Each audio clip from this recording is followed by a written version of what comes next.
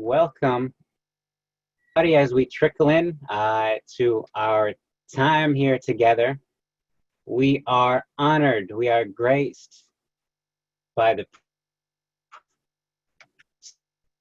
Dr. Reverend Michael B. Beckwith with Agape. And here is your chance to ask all the questions that you've had about this masterclass. Feel free to type your questions into chat. Feel free to raise your hand. We already have a raised hand. If when we have time, we can call you on a question. Just keep it relatively concise. We have many questions, and we'll get to as many as we can. So, without further ado, Dear Reverend Michael B. Beckwith joining us. Thank you very much, Mr. T. And appreciate all of you tuning in at this particular time. You are coming into an alignment with the evolutionary impulse that governs all creation, which is another name for the presence of God, love, beauty, intelligence. Your being here and you're committing to this time and you're being earnest about your study and your practice is an indication that you're willing to participate in your own unfolding. We have evolved as a species to the point where our evolution is not going to come merely from adapting to external circumstances, but when one decides to grow spiritually, which covers the basis of our entire life experience, we're taking our evolution in our own hands, so to speak. We are participating and making right choices and decisions and practices to evolve rather than to wait for something to happen and then adapt.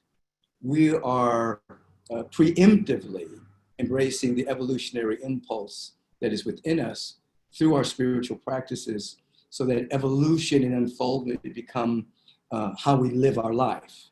So as we begin, I just want to take a moment and invite you to stop everything that you're doing and thinking, close your outer eye, and just tap the space between your eyebrows lightly as a slight activation that you're willing to see, not with physical eyes necessarily, but you're willing to see with the consciousness that created the eyes.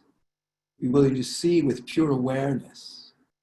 And so you just tap it as just a slight indication and desire that you're willing to open what some people call the third eye, which is really the first eye, because we're first and foremost spiritual.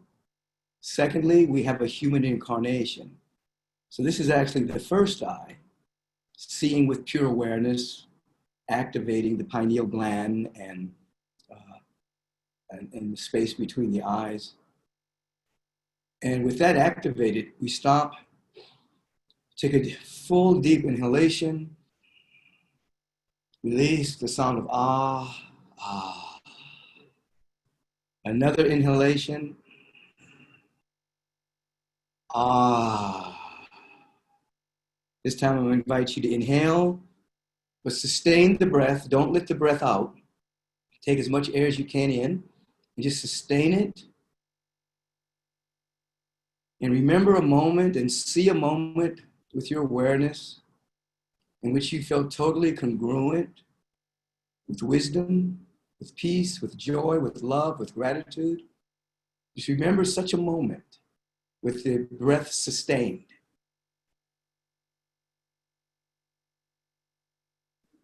Now release, ah.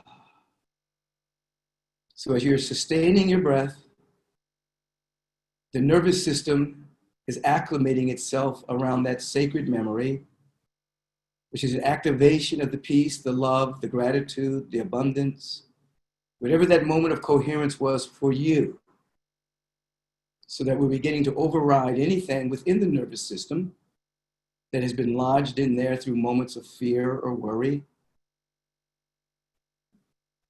We're overriding that and replacing it with the feeling tone of connection with the presence. Many of us are on this particular program right now together. So I want you to have a deep sense of gratitude for everyone who's tuning in, because it is magnifying the field for our transformation. And anyone that has an insight around anything lifts the entire field, and we're all pulled into that insight that that one person or three people may have had.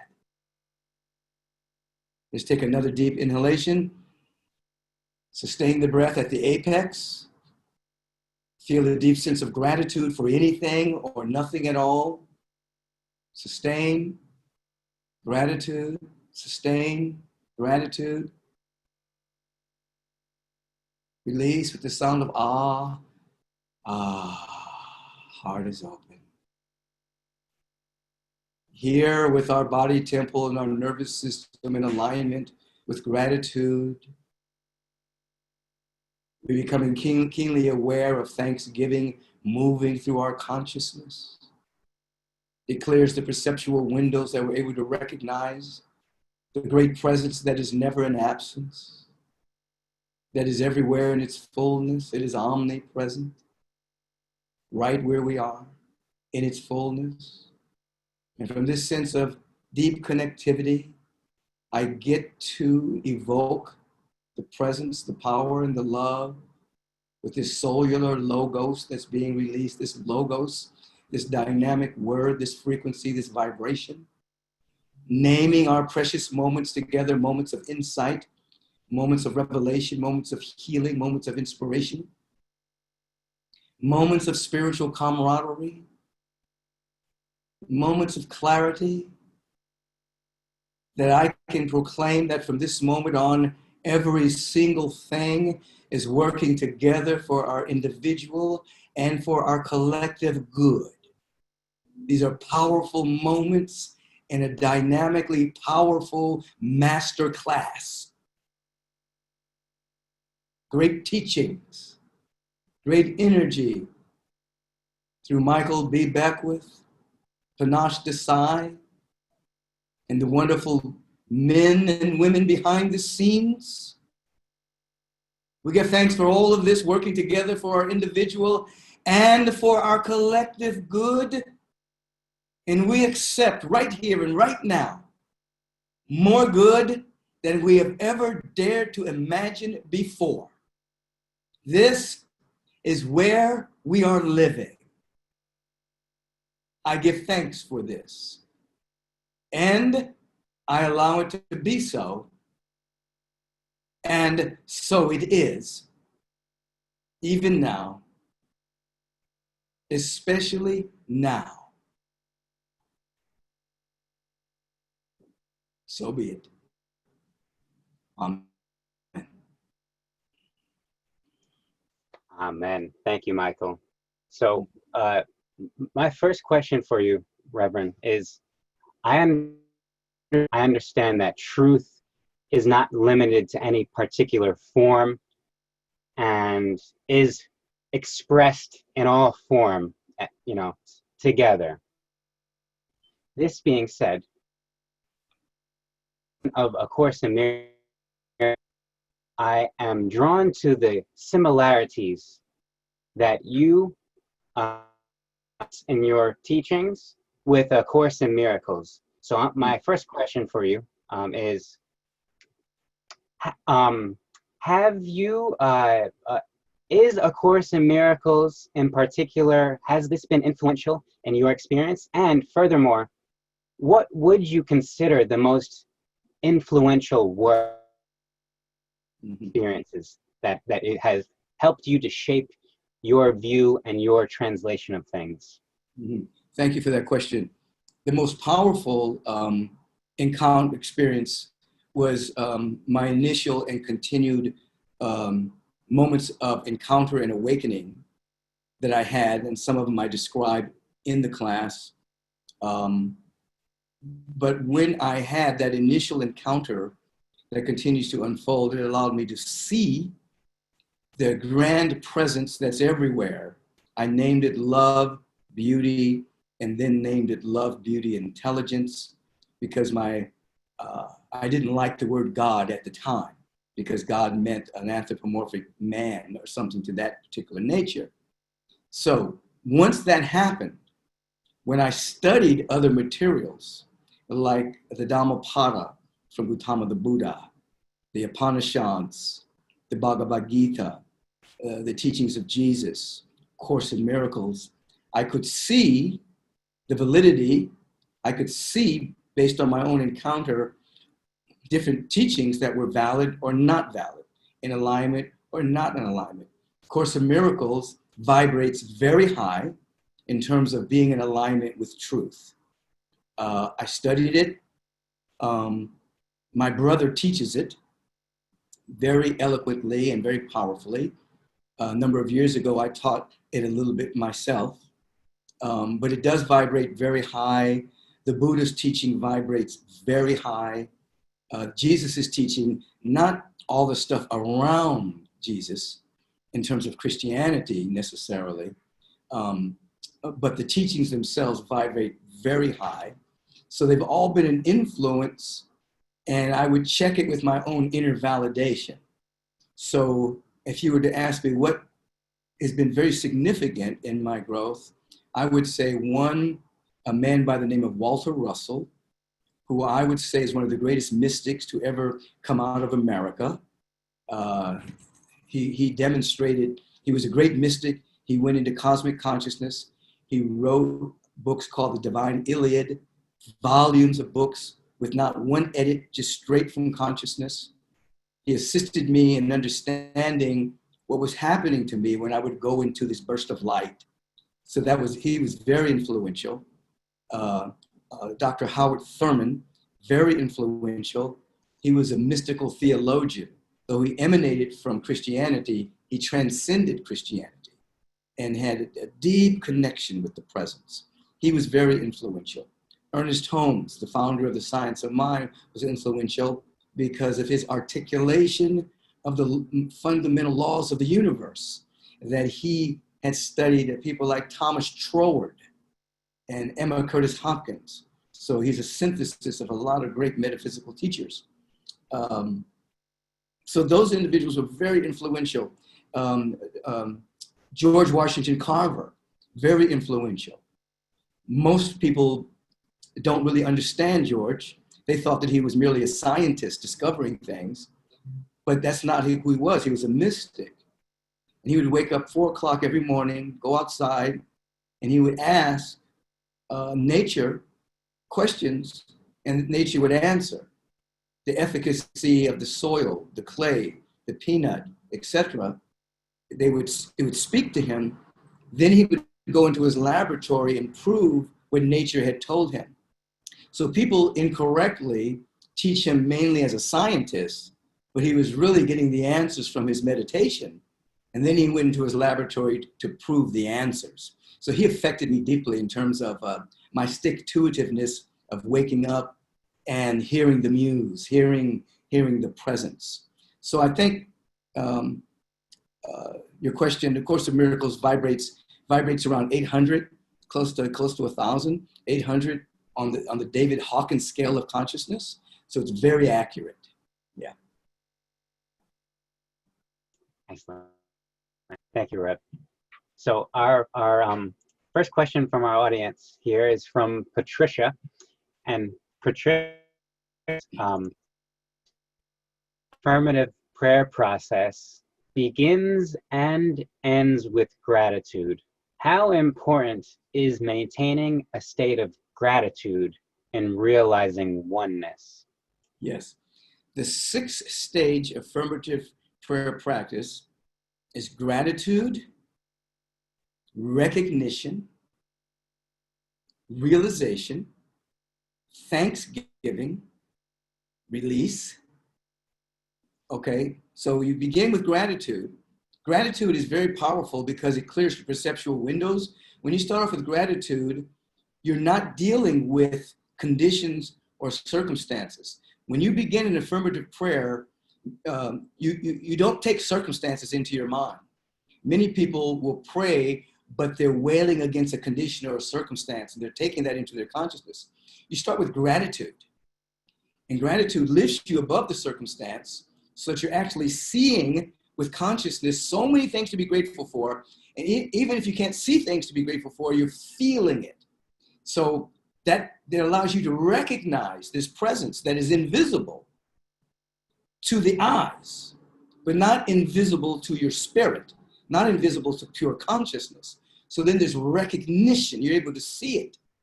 Then there's a unification. I left that one out.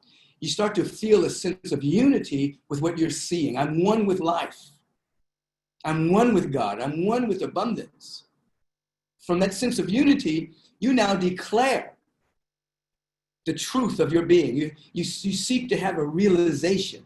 I speak the word. I'm having a realization that everything I could want and hope for and desire, I already have. I'm full to overflowing with dynamic abundance and prosperity. Or I can speak about myself. Michael B. Beckwith is full to overflowing with abundance and prosperity and dynamic health. And so I'm having a realization that that is so, even before this physical evidence. Then I come back to Thanksgiving. Now, the second part of Thanksgiving is, this is the feeling of it. Imagine someone has just given you a gift. You've already received it. It's not a gift that you're going to re-gift. It's something you really like. What do? You feel grateful. You say thank you. So after you have this moment of realization, you're saying thank you that it's already done. And then you release it. I let it go. And so it is. You see, now why is this important? Quantum physics tells us that a watched pot does take longer to heat up than an unwatched pot.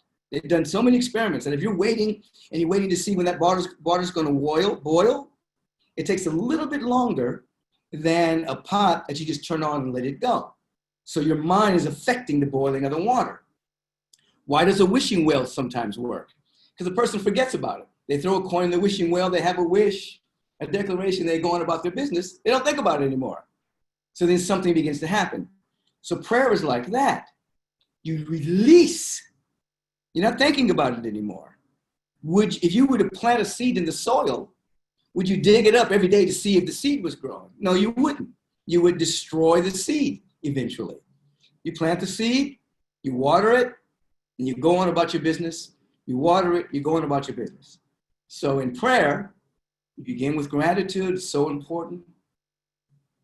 You begin to recognize this presence.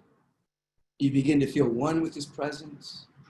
You begin to have a realization that what you're praying for, you already have. You come back to Thanksgiving, and then you release and go on about your business. And you do that on a regular basis. You start to develop a subjective groove around your prayer. And even when you're not thinking, something's happening. So gratitude is extremely important. I'll say one more thing about it. As you wake up, see, I wake up in the morning and I stand up and I become very grateful for life. I kind of open my arms like this, and I'm grateful. I'm just grateful for life. Then I do this and I surrender to life. You can say God, you can say love, you can say peace. I surrender. And then I say, what is my assignment for the day? Give me the strength and everything I need to complete my assignments for today. So I begin with gratitude every day. Now what happens? There's a moment that happens in you where your attitude is gratitude and it's not attached to a condition. You're not grateful because you have money. You're not grateful because you have a job. You're not grateful because your body works. Even though those are good things to be grateful for. You're just grateful. And I know I'm talking a lot, but I want to get this point across. If you can remember, some parents used to say, boy or girl, if you don't stop crying, I'm going to give you something to cry about. Well, the universe says, if you don't stop being grateful, I'm going to give you something to be grateful for. So if you just hang in the field of gratitude, by law, the universe pours into your life more and more to be grateful for. Sometimes things you're not even imagining, good flows in just based on your gratitude, according to your need, according to your individual uniqueness. So I hope I'm breaking that down for you. Thanks for the question. Absolutely. And we're here to hear you talk a lot, Rev. So please continue. Second question, this we can perhaps bring in a raised hand. We have a bunch of raised hands. question is from Barbara. Barbara says, what is the best way to protect ourselves from taking of other, especially the fear, anger that is so present in the collective field right now? Okay, let me repeat the question because you broke up a little bit. What is the best way to protect yourself, particularly energies from other people that are holding, or radiating, or emanating fear, worry, anger, particularly at this particular time in our human history? Is that the question? Okay, very good. Thank you. Okay, so there's two levels of protection.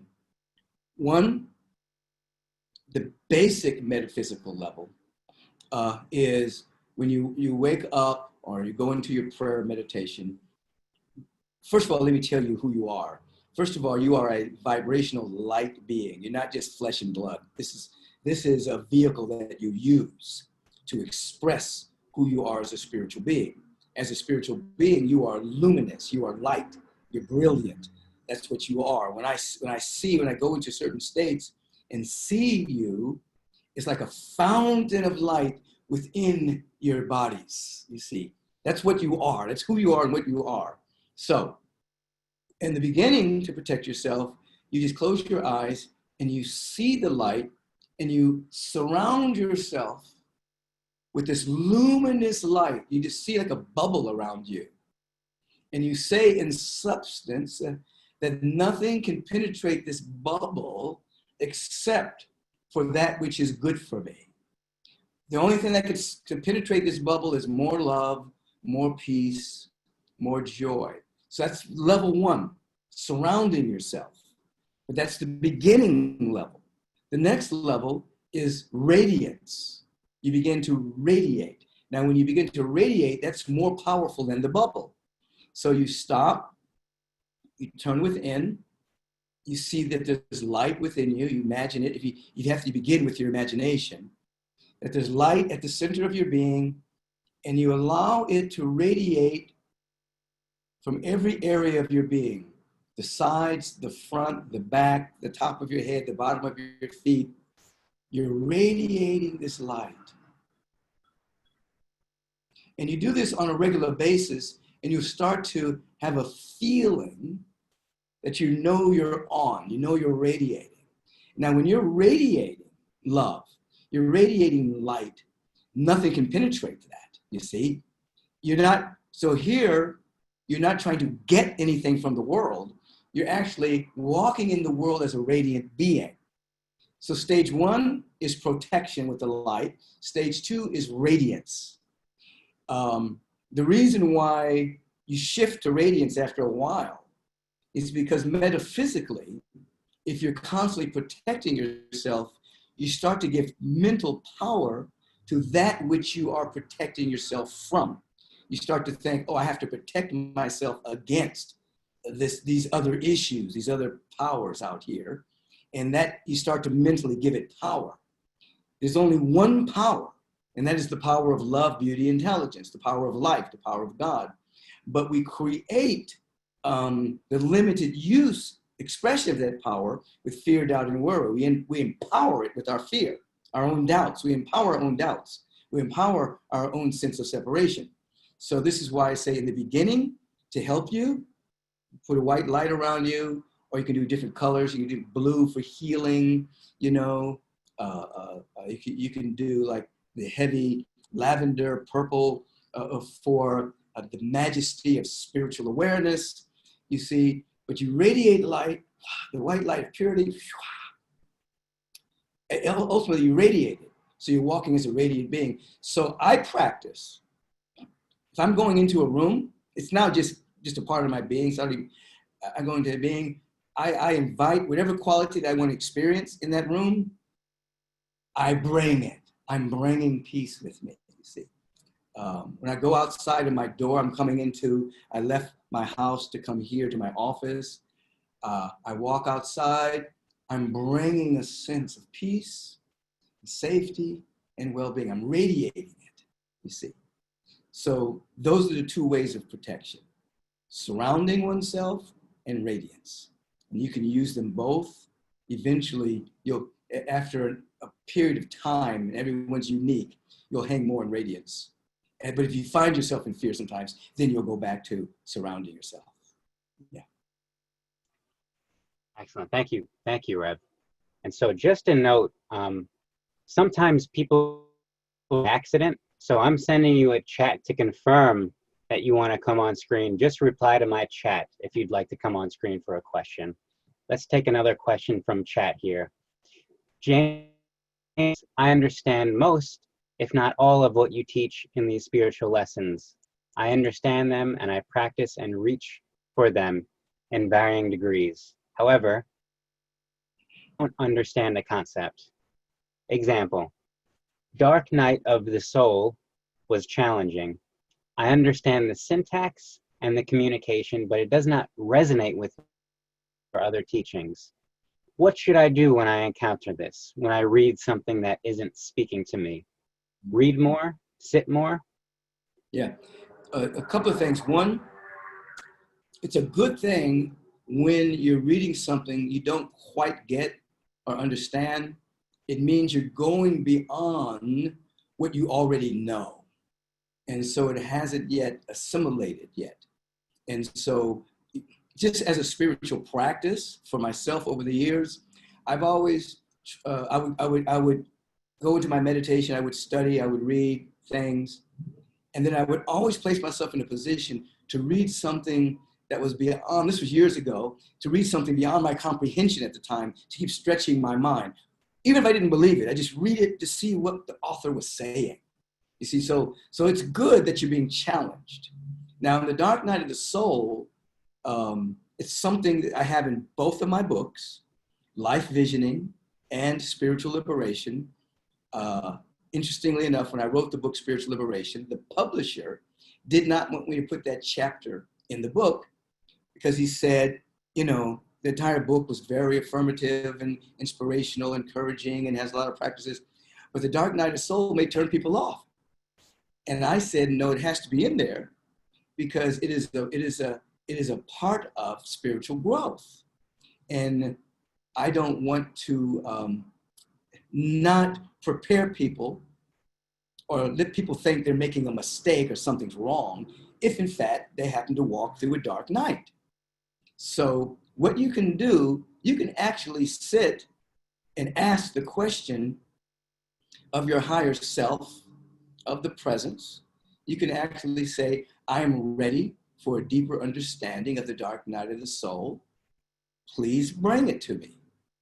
And then you may get insights even as you sleep. A good time to do that is sometimes before you go to bed at night, so that the last thought you have is that you want to be taught, you see, so that you start to get information that way. So that's one way of accessing the information. The other way to access the information is to contemplate. Now there's meditation and then there's contemplation. Contemplation is a certain kind of meditation where you read something, you read it again, you read it 2 or 3 times, and then you allow your mind to contemplate it, to see if you can get the deeper meaning, the underlying meaning of it. You don't quite understand it. I don't quite agree. I don't quite believe it. Give me the underlying meaning of it. So contemplation is another form of meditation. So in your question, you ask, should I meditate more? Yes, you should contemplate the teaching on the dark night. And then ask a question. Here's the law. The universal presence through universal law answers every question that you ask. And it'll come in a language and in a way that you can understand. Sometimes as a quick moment of clarity, sometimes as an incremental growing into the answer, but it will happen. So you contemplate and you ask.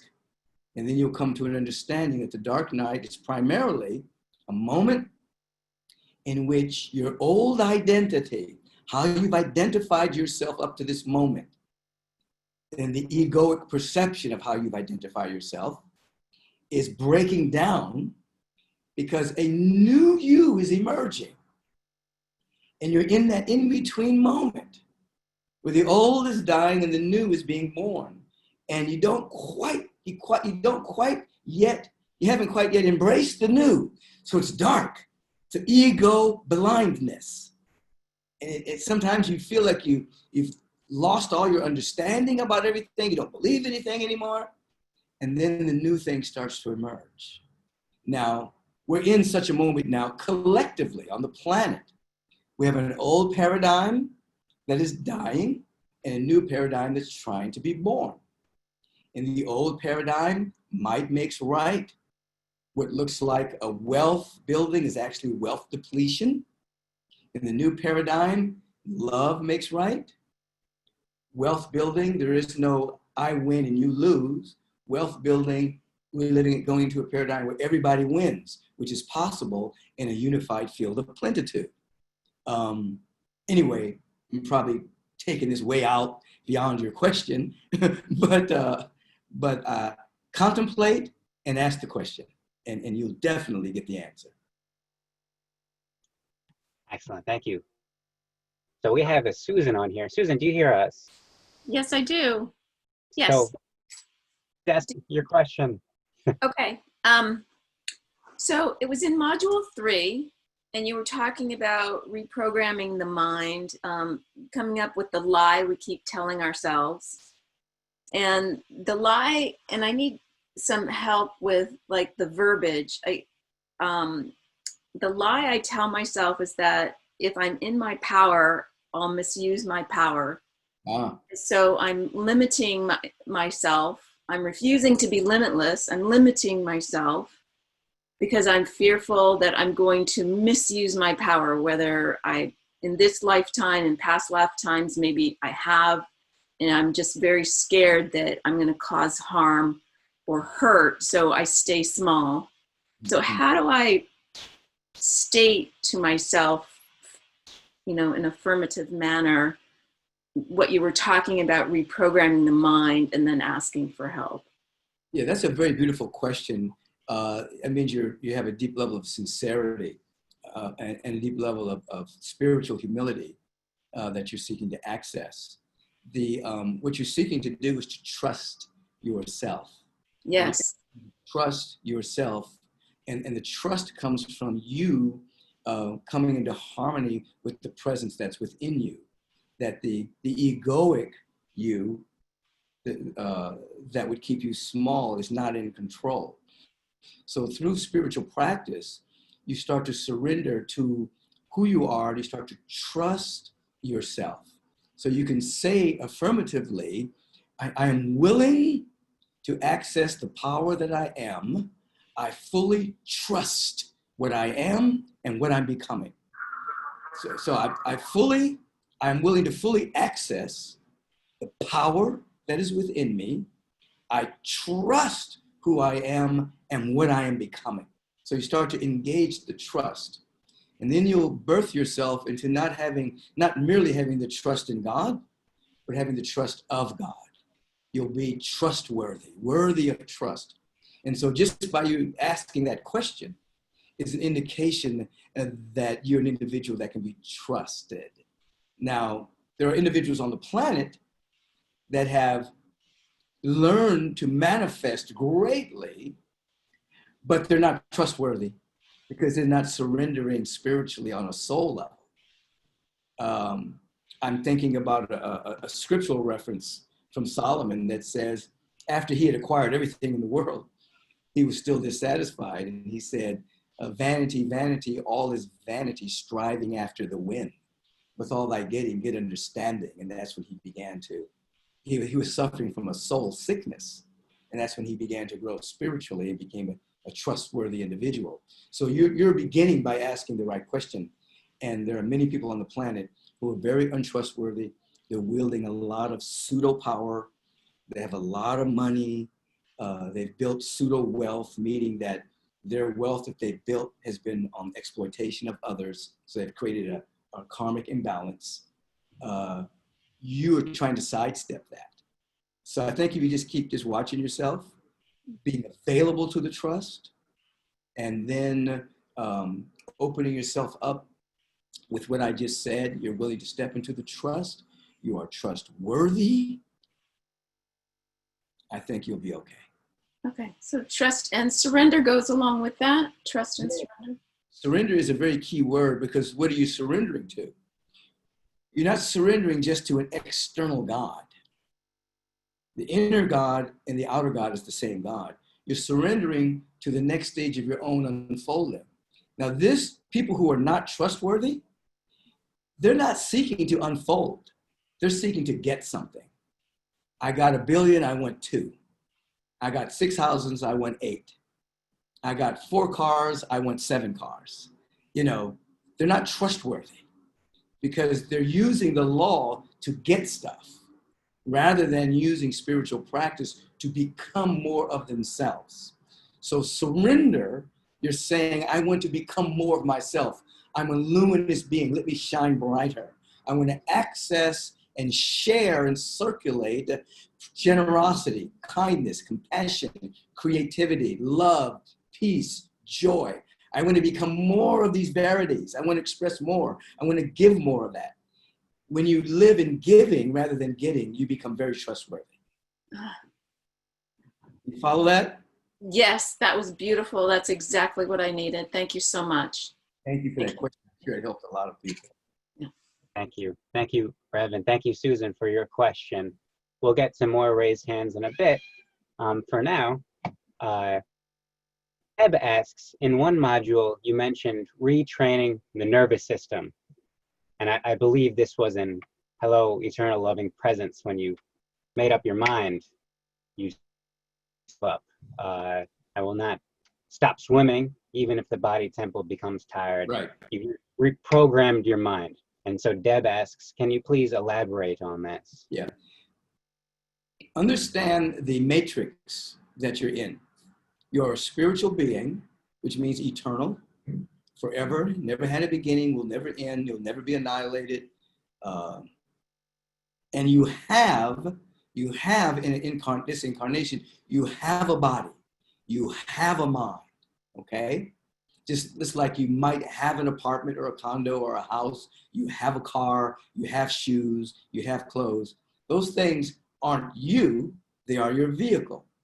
So the moment you took an incarnation and you birthed your spirit, took an incarnation, and you came out of your mother with this little body, imprinting began, meaning whoever was in the room at that time and whatever they were saying began to imprint the mind. Whatever the social milieu was at the time you were born, imprinted the mind. Family imprint, societal imprint, religious imprint, school imprint, people you socialized with, all of this is imprinting the mind. And that imprint becomes your personal law. What you believe, remember the 8 magic words, it is done unto you as you believe, formed itself as beliefs and belief system that you experience. So the mind has been programmed. Some people's mind have been programmed for success and prosperity and health, and some people have been programmed for fear and worry and lack and poverty, or whatever the case may be. So you, at this time, are reprogramming your own mind. That is why we study truth principles. That's why we do affirmations and declarations and proclamations to reprogram the mind. Now, the other thing that gets programmed is your nervous system. So if in fact some experience happened in your life that was deeply emotional, and you went into fear, or you were frightened by something, or if something happened, there was some level of abuse or something, then the nervous system acclimated itself, calibrated itself around the thoughts, the emotional thoughts that were coming out of you at that time, and it gets lodged in the nervous system. So what happens is, you might say to yourself, I am poised and confident and all of my needs are met, which is a great way to reprogram the mind. But you might have an emotional, toxic thought in the nervous system that's the opposite of that. Life can't be trusted. There are bad people everywhere. Something bad's going to happen to me. So what happens is, when that affirmation bumps up against the toxicity of the nervous system, it becomes difficult for you to manifest at that level. This is why we took the breath. And another, let me say this.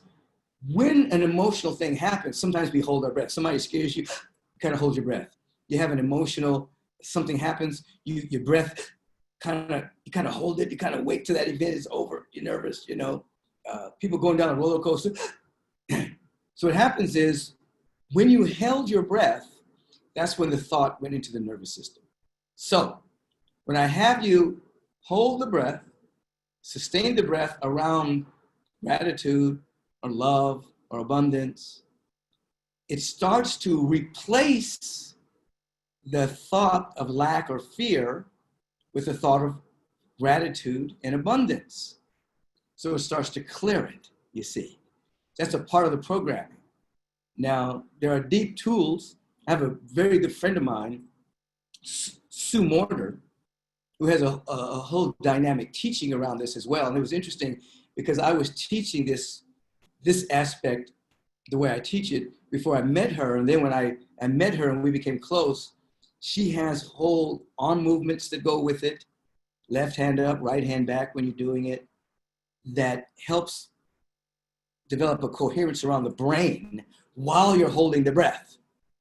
So the idea is, back to your question, you have a mind, but you're not your mind. Your mind is a set of programs that you want to use for you, so that you say something so often that it becomes subjective, subconscious. You don't have to think it anymore. It's just your personal use of the universal law. And then you become impervious to anything other than that. Just like some people are impervious to success, that whatever they do, they can't become successful because their subjective belief is that I'm not worthy, success is for special people, or whatever the case may be. You tell yourself the truth so often that you become impervious to lack, and you become available to health, available to prosperity, available to greater opportunities. I hope I'm answering your question. Absolutely, Rev. And we're bringing on, let's see, Brenda here. Brenda, can you hear us? Yes, I can. All right, what's your question? Wonderful. Thank you. Michael, your teachings have just helped me so much. I can't even begin to express the gratitude. So, and the program is fantastic.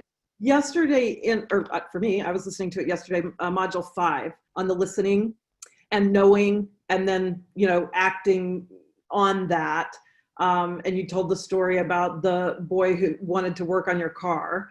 Yes. So I have been, developing these qualities myself over the last few years, and about a year ago, took a big action on something, sincerely, I really felt was, something I heard, and a knowing of where I was supposed to take my life.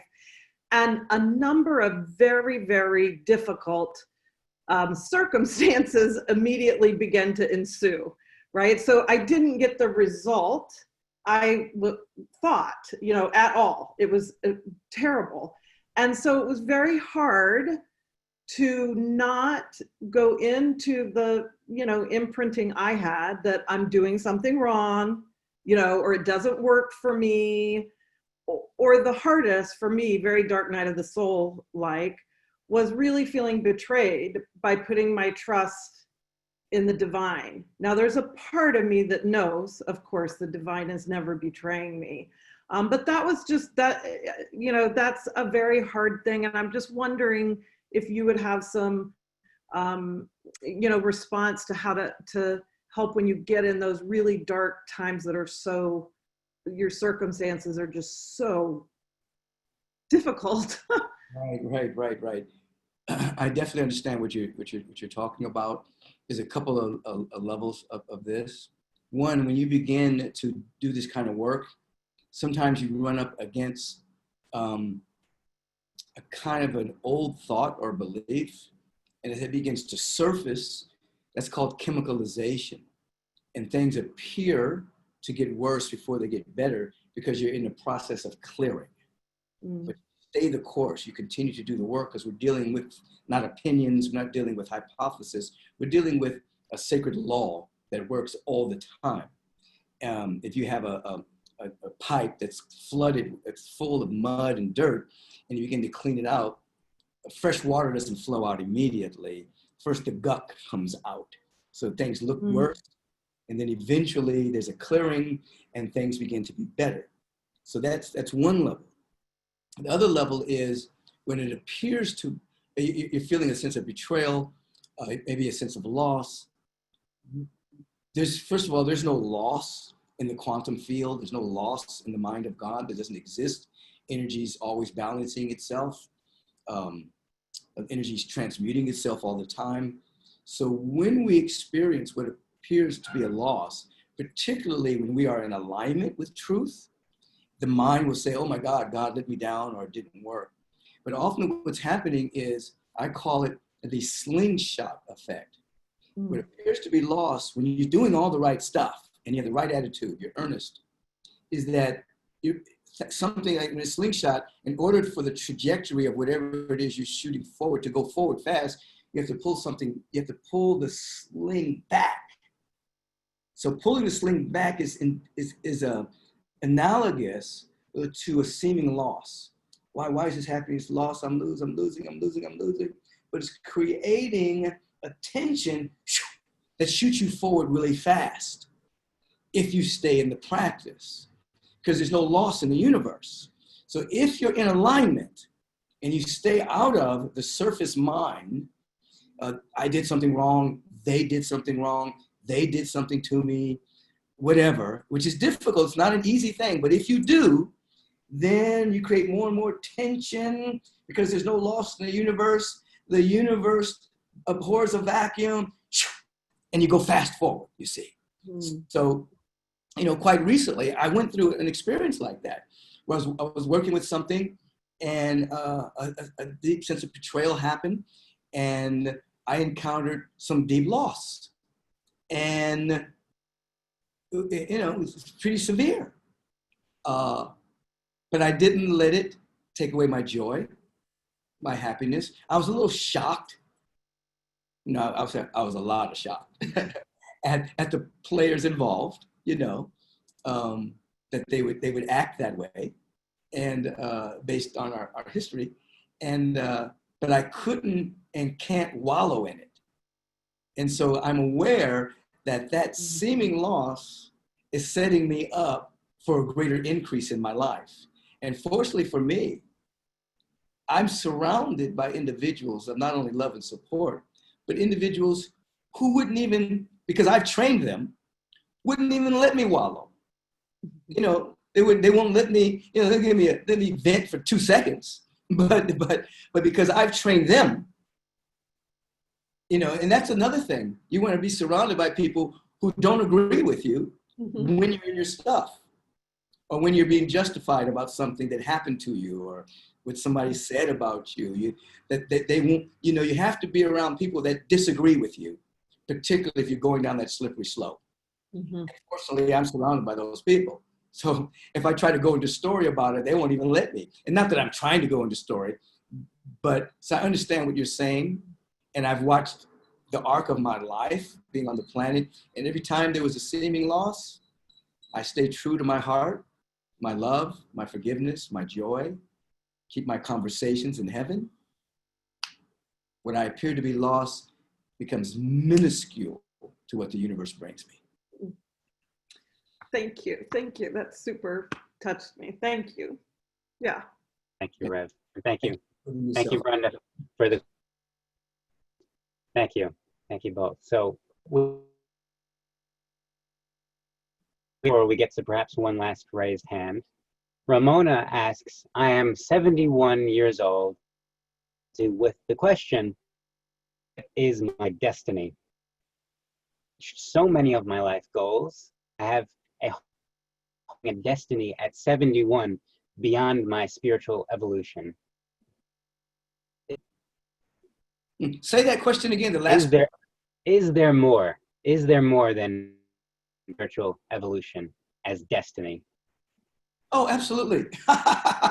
First of all, I'm not laughing at you. I'm just laughing at, in America, there's such a deep ingrained concept around age, and you want to, first of all, say that you're 70. You either want to say you're 71 years young, or you want to say, I've traveled around the sun 71 times. I have a lot of experience, a lot of seasoning. I've seen a lot of things. But you don't want to be interested in age, and then age won't be interested in you. Now, you want to do a couple of things. One, you want to begin to realize that every single day you're just getting started. So you're not thinking in terms of years, you're thinking in terms of days. Every day you're born into this day. You're incarnating into this day. And as you incarnate into this day, you ask, how is it that you can fulfill your purpose this day? That begins to create a momentum that takes you out of time and allows for the destiny of your soul to unfold. What I want you to do is, you can Google this. You can just say, list the names of people who became successful after 70. And you will see most people have attained a level of excellence, mastership, well after 50 or 60 years old. Why is that? After 40, there's a convolution that comes on the brain that you don't have before 40. Something else develops in the brain that is specifically for creativity and meditation. Many people use it, many people don't. And there's something that happens that, because you've been on the planet a period of time, that allows you to be more laser-like focused towards your destiny than you were when you were younger. So you're primed for success. This is the time for it. You've been around the sun 70 times. You've seen a lot of things. You have a lot of experience. Don't get caught up in the Western world's concept of age, because your body will believe you. In the indigenous cultures, you are a child until you're 50. 50 is when you become an adult. Then from 50 to 80 is your adulthood. And then 80 is when you come into being an elder. So there's a greater arc of living in the more earthbound indigenous cultures. In America, they think somebody's an adult when they're 18. Can you imagine when you were 18, were you an adult? You know, of course, a lot of that's political, so they could send kids off to die when they're 18 or fighting wars for greed and corporatocracy. But you're just getting started. And I think that should be a part of your affirmation. I think when you wake up, you should go into a deep sense of gratitude and say, I'm just getting started. Let my destiny unfold. I'm just getting started. Then every single day, you're born into that day. And then study all the people that we'll say, we'll use these words, I don't like these words, you know, that made it or became successful after 60, after 70. More than people that were so-called successful in their 30s or 40s or 50s. There's more later in life than earlier in life, you know. Because many times people have an interesting idea about success and they think it's accumulation of a lot of money and houses, and they end up being very dissatisfied with life. You have a high suicide rate, alcoholism, drugs, pharmaceuticals, because they've achieved some pinnacle of success that wasn't even success. You see, it was just acclamation. It's just appeasing an acquisitive appetite, you see. So you're primed for success. And just say to yourself, I'm not interested in age, and age isn't interested in me. I'm just getting started. Let my destiny unfold. Wonderful. Thank you. Thank you, Rev. We have and sorry, I'm just going right into the next question right away. So sorry. Good. This is quick here. But we have Claudia on here. Claudia, do you hear us? Sometimes you have to unmute yourself. Let's see. Claudia. There Unmute? you are. Okay. Yes. I have a question. It's very interesting. Hi. You mentioned Emily Cady in Lessons in Truth earlier, and then you came back to her when it made me think when you were publishing your two books, and the author didn't want you to put in about chemicalization. That was what they didn't want to do in Emily Katie's book for a while. They didn't think that it was positive. And I have both books, okay? But my question is, when I go through a dark night of the soul, I usually don't stay in darkness like I know some people, and how you had articulated it. I think my dark night of the soul is accompanied more by chemicalization of the physical. Is that part of the dark night of the soul? Is that, because that's what chemicalization is, as I understand it currently, that you can go through some physical working out that is actually a cleansing of solidified thoughts, feelings, emotions, programming. So, and I do have a lot of little niggly symptoms that crop up and no reasons can be found for them. And so I'm still searching. Yeah. So Chemicalization, because we're dealing with thought forms, condensed thought forms, emotionally, mentally, physically. Yes, chemicalization happens on all across the board. And some people are more prone to feeling physical sensations. Some people are more prone for it to bubble up emotionally. Some people are more prone that it bubbles up mentally. Some have a combination of all three. So yeah, it's not relegated to just emotional chemicalization. It happens all across the board. And then on the spiritual level, it's the dying of the ego perception of who you are and the birthing of a greater spiritual awareness of who you are. And that can be very debilitating temporarily, because we have all of our coping mechanisms, defense mechanisms, compulsive behaviors around an identity that has strived to be happy within a particular paradigm. And then when that identity begins to dissolve and those coping mechanisms no longer work, it's dark. And that's a spirit, it's actually a spiritual awakening is what that is. And ultimately, we come out of it and we're refreshed, we're rebirthed, there's more of us we have access to. But back to your question, yes, it can happen physically as well. I have physical sensations in my back at times. I mean, I have energy that runs up my back, and then my back starts itching like crazy, as if a whole bunch of ants are on it or something like that, you know, and it'd be like an energy that goes up my spine and then cascades out, and I go into bliss if someone scratches my back. It's a real like interesting thing that happens to me. But yeah, it could be physical as well. Sometimes pains, you know, and sometimes other sensations as well. well, thank you. Your classes and your mentoring and your ideas are just so incredible. Thank you. Thank you for tuning. Appreciate it.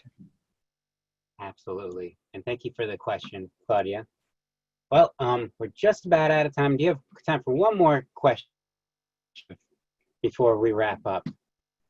Okay, so Louisa asks a question about free will. Louisa asks, do we have free will? If so, what is it? Operate. I've heard some spiritual teachers say there is only divine will, and that free will is an illusion of the mind. If we do not have free will, then how is it that we are able to deny intuition, the guidance we receive from the divine? I feel like both are true and yet can't quite reconcile the juxtaposition. Can you please shed some light on this? Thank you. Yeah, let me jump into this. First of all, we're spiritual beings, and with expanded awareness, we have what is called choice. With limited awareness, we have what is called reaction. So that when our awareness is limited, we react to circumstances, situations, according to that limited perception. When there's expanded awareness, we can choose, and that choice is generally the high road. It's love, it's generosity, it's creativity, it's forgiveness, that particular nature. It is said, we have heard, that we're spiritually made after the image and likeness of God. But no one really says what that means. People sometimes think that means we look like a God. We made the image, we look like God. We look in the mirror and we say, oh, I'm looking good today. God's image is shining. No. What I've come to realize is that the image and likeness of God means that we share a faculty. And that faculty is we have the ability to think independent of a circumstance. So right now you're in this class with me, you're in this master class. There may be some circumstances going on in your life that you don't like, but you're able to think temporarily independent of that circumstance and be here with me right now. You're not thinking about that circumstance. You're thinking independent of the circumstance and are growing to a level in which that circumstance will be handled at the next level of your unfoldment. So that's the image and likeness of God. So at a certain level of consciousness, you're choosing the high road, which is the will of God. What is the will of God? The will of God is a greater expression of life. So at a certain level, you can actually react and not choose the high road. You can choose to be a thief. That's not really a choice, actually. That's called a decision, or it's called a reaction based on the belief that you're not enough. You can thieve, you can steal, you can lie, you can act out of your real character and create waves and wakes of experiences based on that action. You have the free will to do that.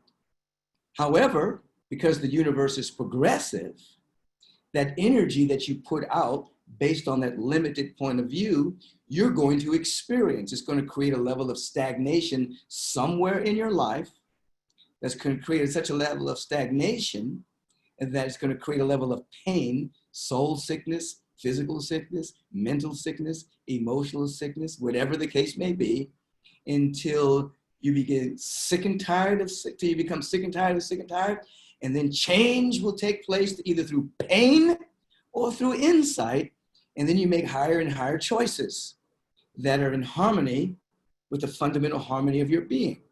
So you do have what is called, let's say, free will, but you don't have liberty to do anything you want. And if you do, then there are mitigating energies that come up that operate where you are concerned. So ultimately, we live in what is called the choiceless choice. That is, we're choosing the highway until it becomes not even a choice anymore. It's just where we live. The gate is narrow, it's like a razor's edge. Then after a while, it becomes a big highway because there's no other choice. It's like we can put you guys in a room full of cocaine. You're not going to be distracted by it because you don't do cocaine. You're going to put you in a room full of stuff that doesn't belong to you. You're not going to steal it because it's not a part of your fabric of your being. It's like, oh, who does that belong to? Let me help get that to who that belongs to. Somebody dropped this. I want to give it to them. There's no temptation there. There's no suggestion otherwise because you've elevated your consciousness to the choiceless choice.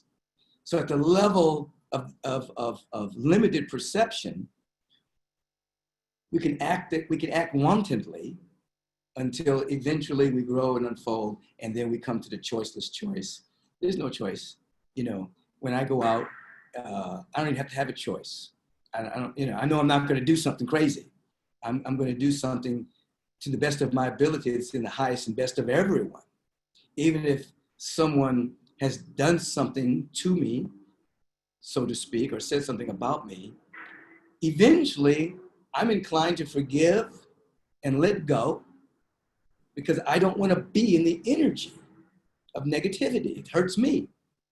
The lack of forgiveness is what I call a high form of self-abuse. I'm not going to abuse myself, you see.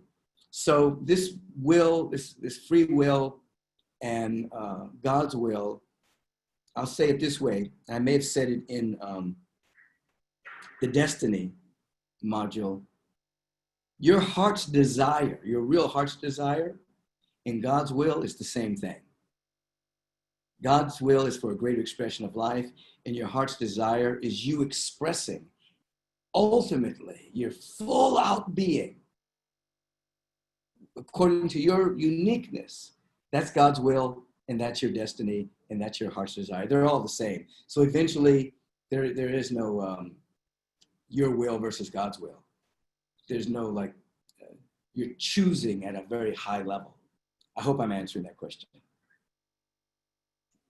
Yes, you absolutely are, Rev. So thank you so much for being with us and for staying a bit extra here and for providing all metaphors, and of course, metaphors be with you.